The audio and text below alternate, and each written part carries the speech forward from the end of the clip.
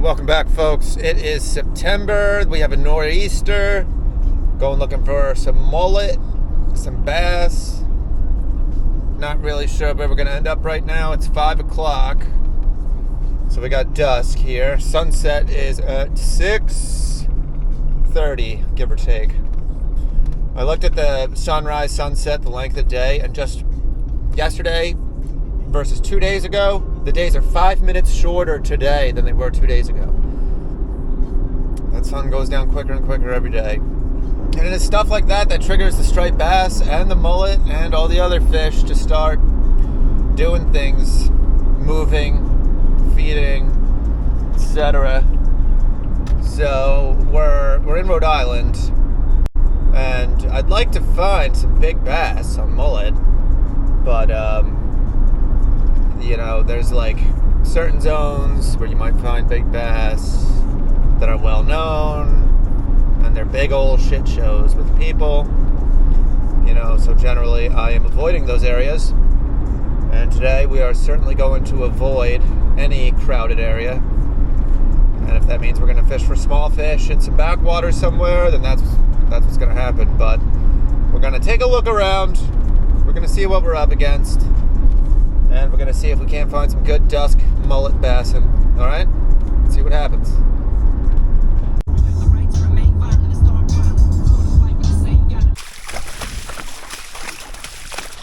We're just going to fish some backwater areas. There's a chance we could catch a nice bass back here. Most of the fish are probably like 24 to 30 inch class, but could get a 40 incher if we're extremely lucky. You never know. All right, but we're just kind of walking until we get somewhere that looks good, and then we're going to start fishing. A little deep. Better not get any bit deeper than this. All right. I'm worried about the incoming tide. Got this. How deep is this bank? Is this even crossable? Come on. It's like it's not passable.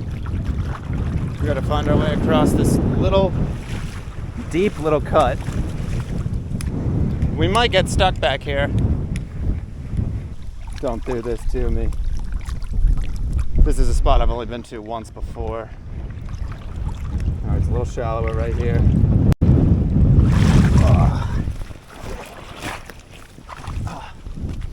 I'm looking forward to doing this in the dark. Stripers on mullet. Right here. Mullet drunk bass. Oh. Look like some little guys. We can live with that. Good to see.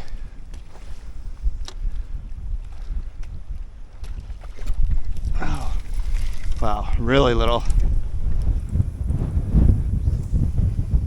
Hopefully we find something better than that. I mean, that's good to see right off the rip. But there's very small fish that I just had on. Ooh. Look at them, little tiny ones. Let's keep going. All right, well that's the action we're looking for. Some mullet bass, Oh, quick bite. Small. Wow, there's actually a lot of hungry bass happening right now. Too bad everything we've seen so far is like very small.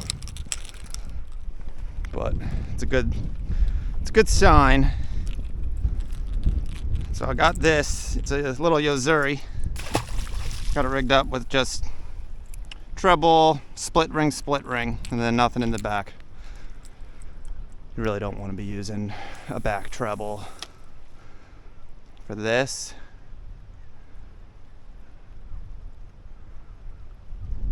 You mullet bass hit head first.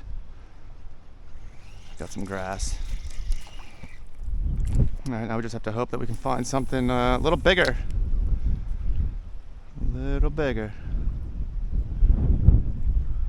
More frickin' grass. Oh, this. Very grassy. I don't really bring much weightless plastics. This should get big. Oh, yes it did. A little better. A little more better. Damn, look at that. Bass are right here. Look at that bass. That's a nice one. This bass is about slot size. That one I just saw was like maybe bigger than this one.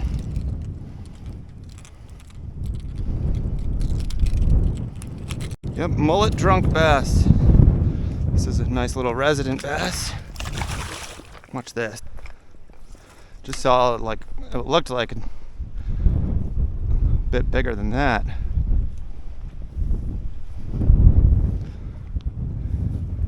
Oh, missed him. All right, we can live with this. Mullet bass. When these things are actively chasing down mullet and eating mullet, they are very easy to catch. You do not need to have a proper retrieve or a proper anything. You just need to be out there when it's happening. Not bad. All right, bigger fish are like right in tight.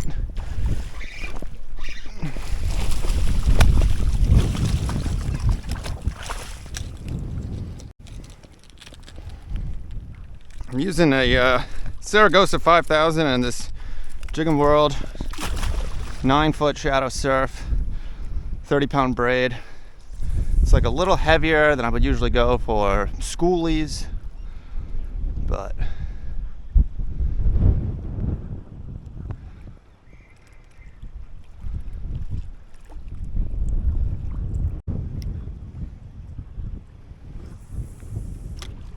let's keep it going here. Keep messing around on this point. Found a little hot spot pretty quick. I got needlefish chasing me. Needlefish.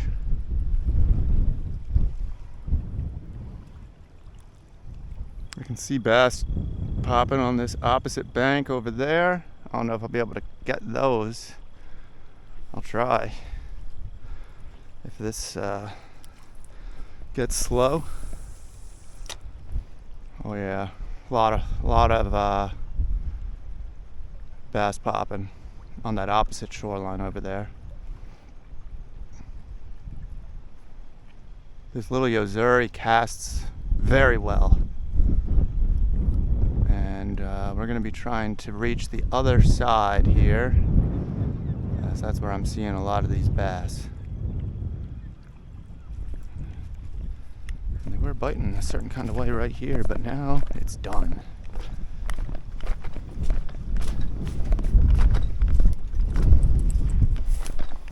Let's see what we can do right here on a long cast.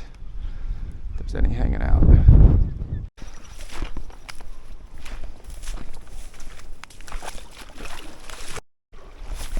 Give it a cast out in the middle. Instantly got covered in grass.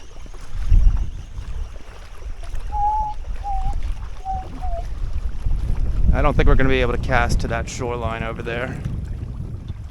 Look at all the birds right there on that bank though. Birds on the bank.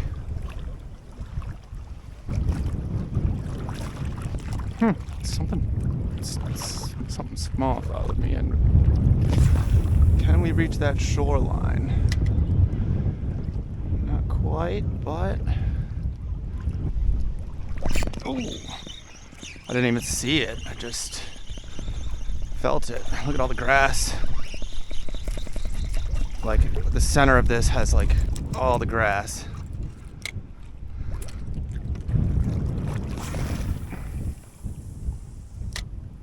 I can reach that shoreline, so if they start popping again, we'll be in business. But we need them to really pop in order to catch them. We're not giving this lure much good action presentation. The big old bow in the line.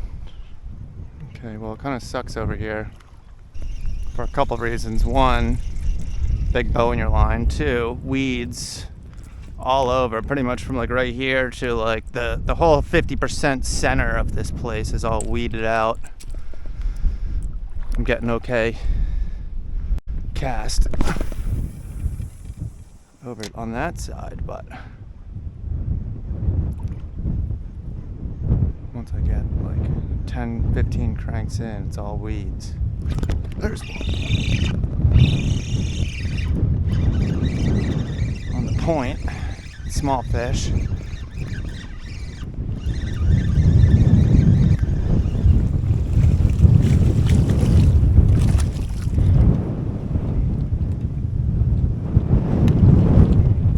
It's hard with the wind to grab this fucking fish.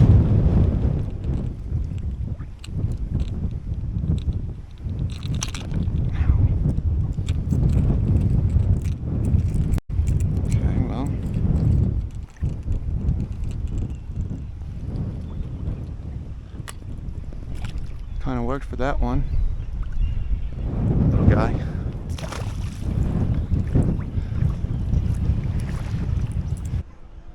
Alright, I don't really like this spot or this situation right here.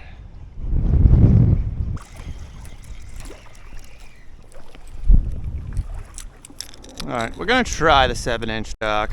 Have this rigged the same way, 2 split rings, single front treble. You know, I'm gonna give that a try for a little bit. Okay, it actually casts very nicely. Yeah, we're gonna go back to the little Yozuri. It's kind of bullshit. Let's just go for these nervous waters.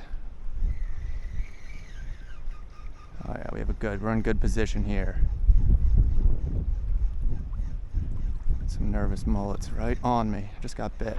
Oh, they popped right behind me. I did just get bit. Bass popped it right out of the water. Fouled it up.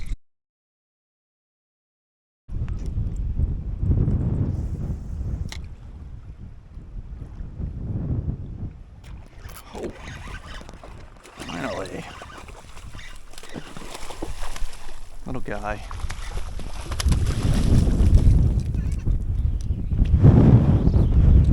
These are like standard schoolies. At least we got a bite after a while. Hit on the short cast.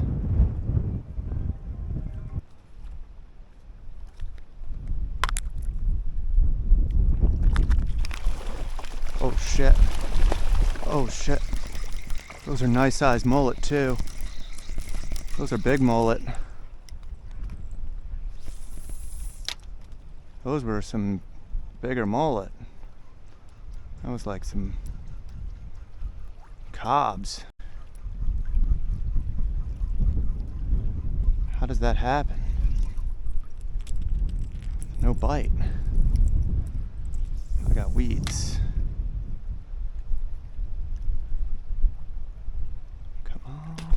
There we go. Oh yeah, got him. Oh yeah, a little bigger. Eating those cob mullet.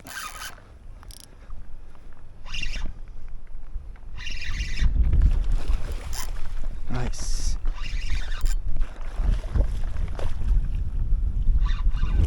A little better. That one actually pulled pretty good. Sweet. Oh, that's our nicest fish of the day. Chasing those cubs. Just gently kneeling on him so that if he flops, he doesn't go anywhere. I'm not putting, ouch, no pressure on him. Alright, so let him go. Finally got one a little bigger. Chasing those cob mullet. That was sick. This is that kind of fishing. I mean, it's not big fish, but it makes you feel a certain kind of way. I get pretty excited when I see mullet spraying. We're gonna take like one more cast and get out of here because I'm likely to have an adverse, tough voyage back to my car. Tide has risen a little bit, and it's getting dark quick, so gosh dang it, that's all we got. We're out of here. Definitely a little interesting. Great fun for 2 hours. Wish I'd gotten here earlier. We better get out of here. All right, see you later. Wait a minute here. Look at this. Oh, it's getting attacked again. It's like a little school of rats right here.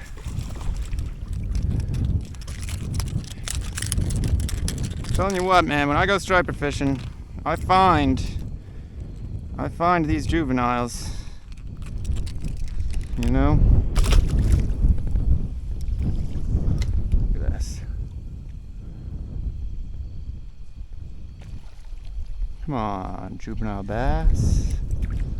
Eat my lure. Alright, now we're done. Catch the smallest fish of the day for good measure.